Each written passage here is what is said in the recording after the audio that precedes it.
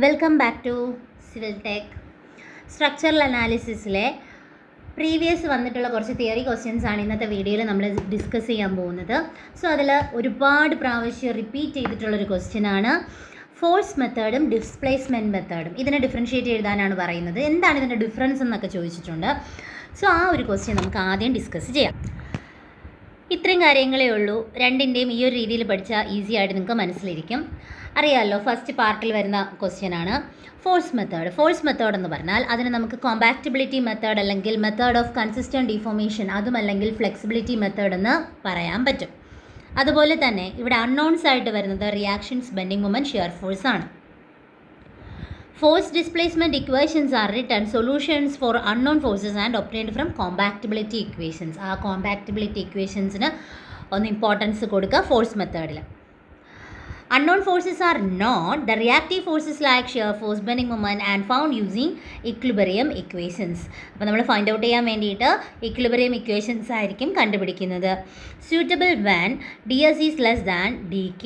ds എന്ന് പറയുന്നത് എന്ന് വെച്ചാൽ ഈ ഒരു condition ds is less than dk ആണെങ്കിൽ ds is less than D K ആവുന്ന സാഹചര്യത്തിലാണ് നമ്മൾ ഫോഴ്സ് മെത്തേഡ്സ് യൂസ് ചെയ്യുന്നത്. സ്റ്റാറ്റിക്കലി ഡിറ്റർമിനേറ്റ് ആണ് ഡി എസ്, സ്റ്റാറ്റിക്കലി കൈനമാറ്റിക് ആണ്, സ്റ്റാറ്റിക്കലി അല്ല കൈനമാറ്റിക് ഡിറ്റർമിനേറ്റ് ആണ് ഡി കെ കൊണ്ട് ഉദ്ദേശിക്കുന്നത്. അപ്പോൾ ഇങ്ങനെ വരികയാണെങ്കിലാണ് നമ്മളവിടെ ഫോഴ്സ് മെത്തേഡ് യൂസ് ചെയ്യുന്നത്. ഓക്കെ, അതുപോലെ ഈ ഫോഴ്സ് മെത്തേഡ്, അപ്പോൾ ഇത്രയും പറഞ്ഞത് ഫോഴ്സ് മെത്തേഡ് എന്താണെന്ന് നമുക്ക് മനസ്സിലായിക്കോണമല്ലോ. ഇതിൻ്റെ അതർ നെയിംസ് ജസ്റ്റ് ഒന്ന് എഴുതുക. അതുപോലെ തന്നെ ഇതിൽ അൺനോൺ ഫോഴ്സസ് ആണ് വരുന്നത്. ആ അൺനോൺ ഫോഴ്സസ് ഓൾറെഡി നമ്മൾ പറഞ്ഞായിരുന്നു. അതുപോലെ വരുന്ന സാഹചര്യം എന്ന് പറയുന്നത് സ്റ്റാറ്റിക്കലി ഡിറ്റർമിനേറ്റ് കുറവും കൈനമാറ്റിക് ഡിറ്റർമിനൻസി കൂടുതലുമുള്ള സാഹചര്യത്തിലാണ് ഫോഴ്സ് മെത്തേഡ് യൂസ് ചെയ്യുന്നത്. ഈ ഫോഴ്സ് മെത്തേഡ് അനലൈസ് ചെയ്യാൻ വേണ്ടിയിട്ട് നമ്മൾ യൂസ് ചെയ്യുന്ന മെത്തേഡ്സ് ആണ് താഴെ തന്നിരിക്കുന്നത്. കാസ്ലിഗാനോസ് മെത്തേഡ്സ് അല്ലെങ്കിൽ മെത്തേഡ് ഓഫ് ലീസ്റ്റ് വർക്ക് എന്ന് പറയാം. അതുപോലെ തന്നെ strain energy method, virtual work method അല്ലെങ്കിൽ unit load method, Clapeyron's three moment theorem, column analogy method, ഇതൊക്കെയാണ് മെയിനായിട്ട് നമ്മൾ ഫോഴ്സ് മെത്തേഡ് അനലൈസ് ചെയ്യാൻ വേണ്ടിയിട്ടൊക്കെ യൂസ് ചെയ്യുന്നത്. ഇനി ഡിസ്പ്ലേസ്മെൻറ്റ് മെത്തേഡിലോട്ട് വരുന്ന സമയത്ത് നോർമലി ഇതിപ്പോൾ നമ്മളിവിടെ ഈ ഒരു രീതിയിൽ പറഞ്ഞില്ല. അപ്പോൾ ഇത് തന്നെ ഈ പോയിൻ്റാണ് ഞാൻ ആദ്യം പറയാൻ ഉദ്ദേശിക്കുന്നത്. കൈനമാറ്റിക് ഡിറ്റർമിനൻസി കൂടുന്ന സ്ഥലങ്ങളിലാണ് കൈനമാറ്റിക് ഇൻഡിറ്റർമിനൻസി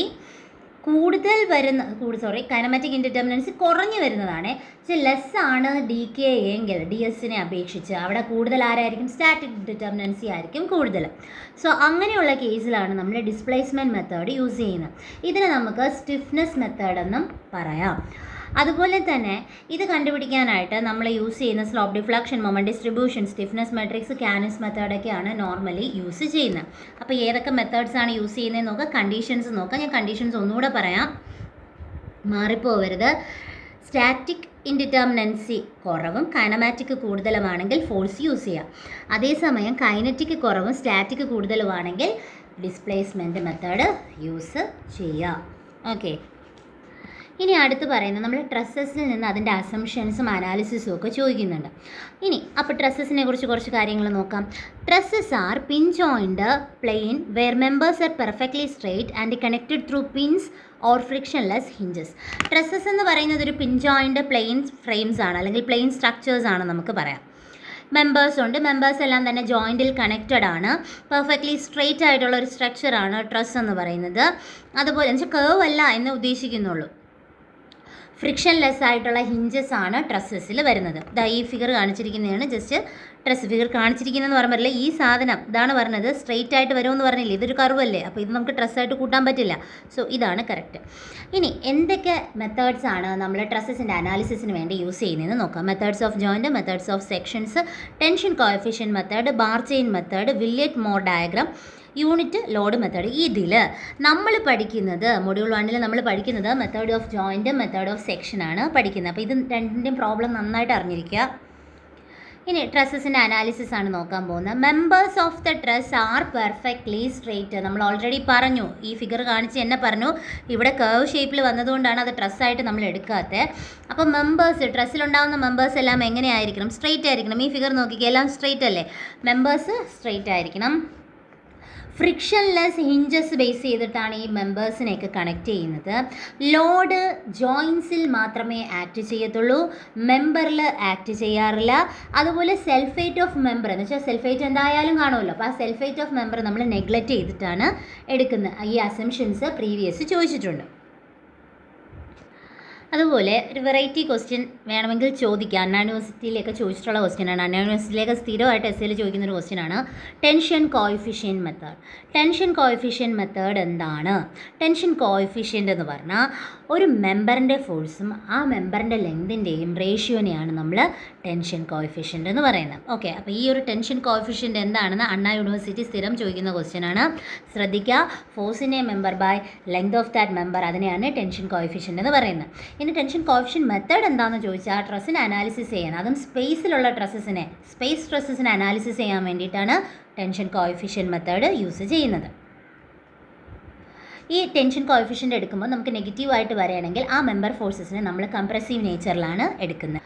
ഇനി ആർച്ചിലും ചോദിക്കാറുണ്ട്. ആർച്ചിൽ 3 ഹിഞ്ച് വളരെയധികം ഇമ്പോർട്ടൻ്റ് ആണ്. 3 ഹിഞ്ച് എന്ന് പറയുമ്പം അറിയാലോ എങ്ങനെയായിരിക്കും ഇരിക്കുന്നത്. ഒരു ഹിഞ്ച് ഇവിടെ, ഒരു ഹിഞ്ച് ഇവിടെ, നടുക്ക് ഇൻറ്റേർണലി ഒരു ഹിഞ്ച് കാണും. ഈ ഒരു രീതിയിലാണ് നമ്മൾ 3 ഹിഞ്ച് പാരാബോളിക് ആർച്ച് ഇരിക്കുന്നത്. നോർമലി സ്റ്റാറ്റിക് ഡിറ്റർമിനേറ്റ് ആണ് പാരാബോളിക് ആർച്ച് 3 ഹിഞ്ച് ആർച്ച് എന്ന് പറയുന്നത്.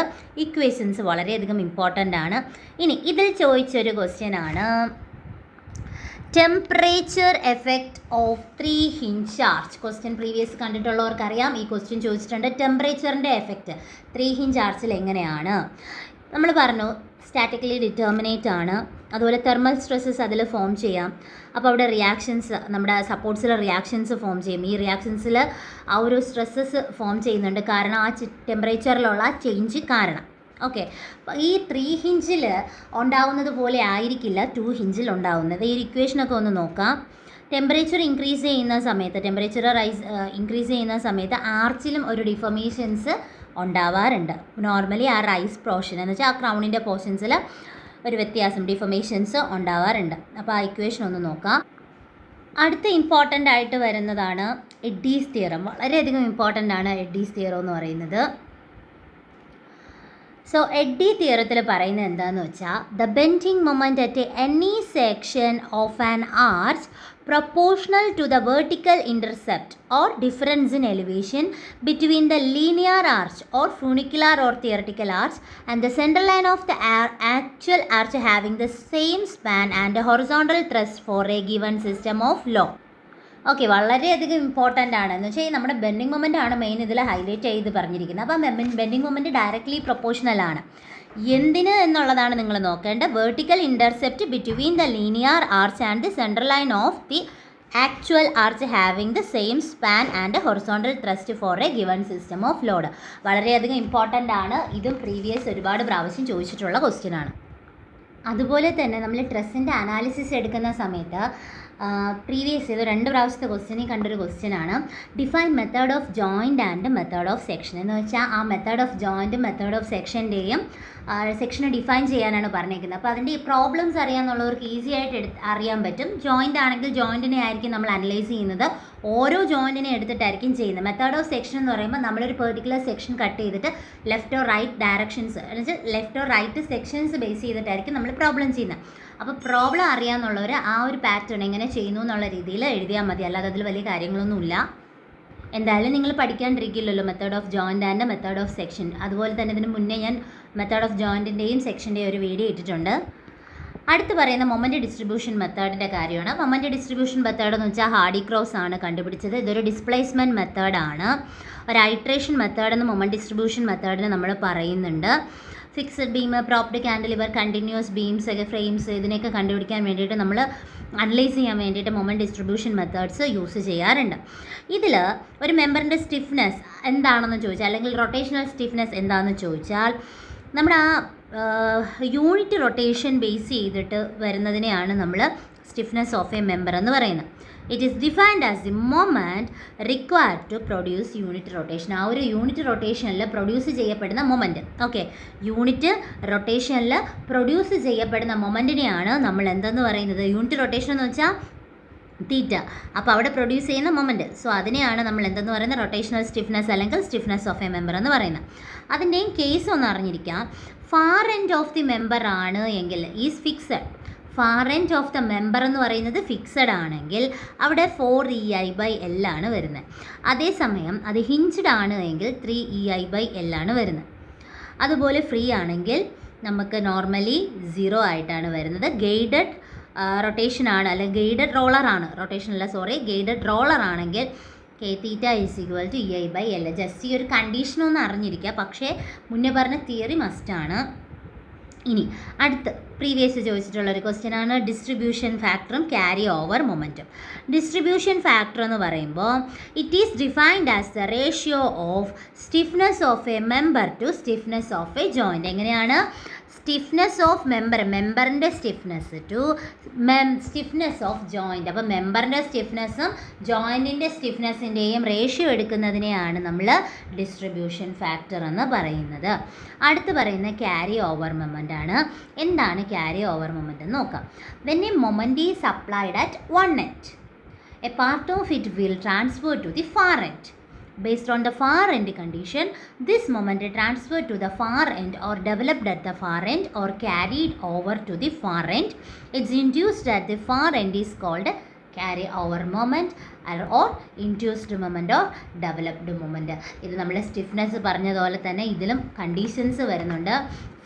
ഇപ്പം ഫാർ എൻഡ് ബേസ് ചെയ്തിട്ടാണ് നമ്മൾ വരുന്നതെന്ന് പറഞ്ഞ മൊമെൻറ്റ്. അപ്പോൾ അത് ഫിക്സഡ് ആണ്. ഫാർ എൻഡ് എന്ന് പറയുന്നത് ഫിക്സഡ് ആണെങ്കിൽ ക്യാരി ഓവർ മൊമെൻറ്റ് m/2 ആണ്. ഹിഞ്ച്ഡ് ആണെങ്കിൽ 0 ആണ്. കാൻഡിലിവർ ആണെങ്കിൽ -m ആണ് വരുന്നത്.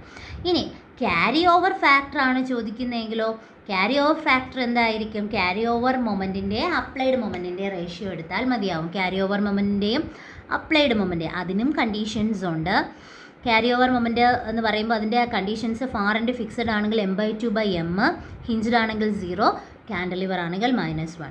The carry over factor, it is defined as the ratio of carry over moment to applied moment when the far end is fixed m/2/m, when far end is hinged 0, for a cantilever beam -1.